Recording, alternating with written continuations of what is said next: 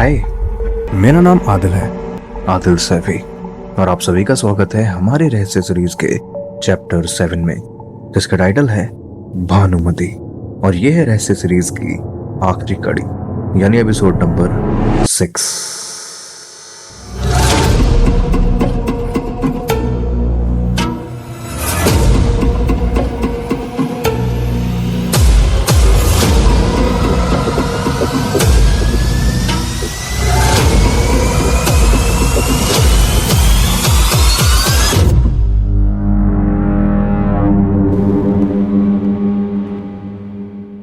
अब जान लेते हैं अब तक की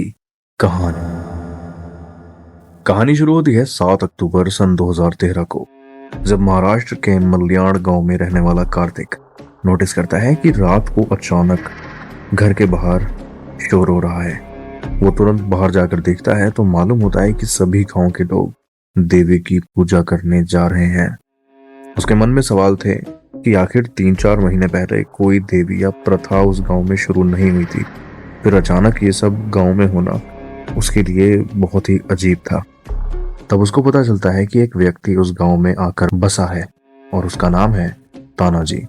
फिर समय बीतता है और गांव में फिर कुछ समय बाद बाढ़ आ जाती है और पूरे गांव में तबाही मच जाती है। उसके बाद तानाजी सब गांव के लोगों से कहता है कि अगर वो देवी की पूजा करेंगे तो फिर दोबारा गांव में आपदा या तबाही नहीं आएगी। और गांव के लोग उसकी बातों में आ जाते हैं और उसका यकीन करने लगते हैं। ये सब बातें सुनकर कार्तिक को बहुत अजीब लग रहा था, इसीलिए कार्तिक शाम के वक्त में तानाजी के घर पर जाता है ताकि वो इस सब के बारे में जान सके। लेकिन जैसे ही वो घर पर जाता है तो कार्तिक के पैरों तले जमीन खिसक जाती है, क्योंकि तानाजी का खून हो चुका था। फिर बाद में पुलिस तहकीकात करती है तो उनको पता चलता है कि तानाजी एक चोर था जो कि अपने साथी शंभू के साथ चोरी किया करता था। पुलिस ने जब चोरों को पकड़ने के लिए दबिश दी तब शंभू पकड़ा गया, लेकिन तानाजी चुराई गई रकम लेकर फरार हो गया।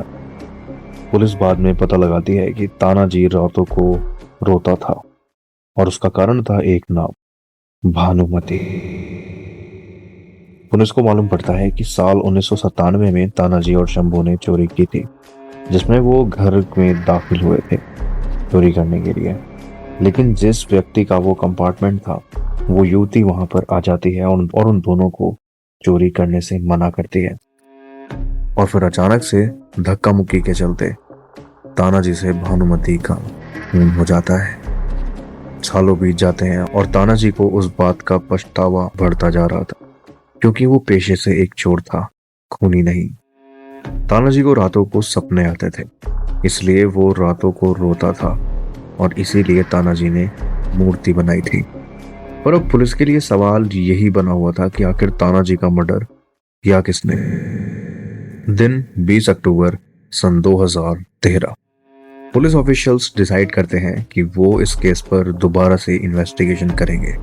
अब सुबह होते ही पुलिस क्राइम स्पॉट पर पहुंच जाती है, वहीं मल्याण गांव के उसी घर पर जहां तानाजी का मर्डर हुआ था। फोरेंसिक टीम भी एक एक चीज को बहुत ध्यान से चेक करती है ताकि उनको किलर का क्लू मिल सके। अब वहां ऐसा होते होते काफी घंटे बीत जाते हैं, कोई भी उनको इस किलर का सुराग नहीं मिलता। फिर घर के बाहर खड़े एक पुलिस कांस्टेबल को खून की बूंदें मिलती हैं, जो कि घर के पीछे से घासों की ओर जा रही थी। वो कांस्टेबल उन बूंदों का पीछा करता है तो वो उस चाकू तक पहुंच जाता है जिससे तानाजी का मर्डर हुआ था। बाद में फोरेंसिक टीम उस चाकू को कलेक्ट करती है और उस पर लगे खून के डीएनए सैंपल्स को मैच करने लग जाती है। अब 2 दिन बाद यानी 22 अक्टूबर सन 2013 को पुलिस के पास रिपोर्ट आती है जिसमें किलर के बारे में इंफॉर्मेशन थी।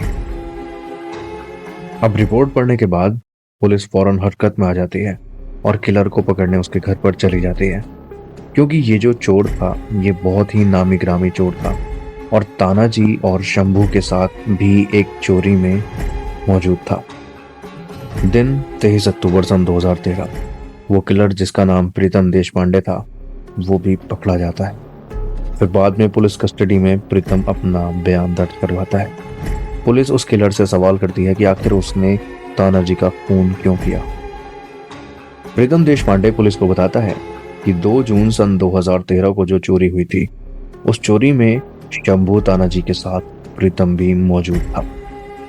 फिर बाद में शंभू के पुलिस द्वारा पकड़े जाने के बाद प्रीतम और तानाजी फरार हो जाते हैं, लेकिन तानाजी प्रीतम को भी धोखा देकर सारी रकम लेकर चला जाता है। उसके बाद पुलिस प्रीतम से सवाल करती है, शंभू से जब हमने इस केस का जिक्र किया था तो शंभू ने तुम्हारा नाम आखिर क्यों नहीं लिया? तो उसके जवाब में प्रीतम कहता है कि जैसे पुलिस वालों के उसूल होते हैं, उसी तरीके से हम चोरों के भी कुछ उसूल होते हैं। प्रीतम पुलिस को बताता है कि वो बहुत गुस्सा था, इसीलिए वो तानाजी से बदला लेना चाहता था। इसके चलते प्रीतम ने तानाजी की हत्या कर दी। ये पैसा चीज ही ऐसी हो चुकी है जिसके लिए इंसान जानवर बन चुका है। पर कहते हैं ना, बुराई कभी मानती नहीं और सच्चाई कभी हारती नहीं, और एक ना एक दिन सच सामने आ ही जाता है। Over and out.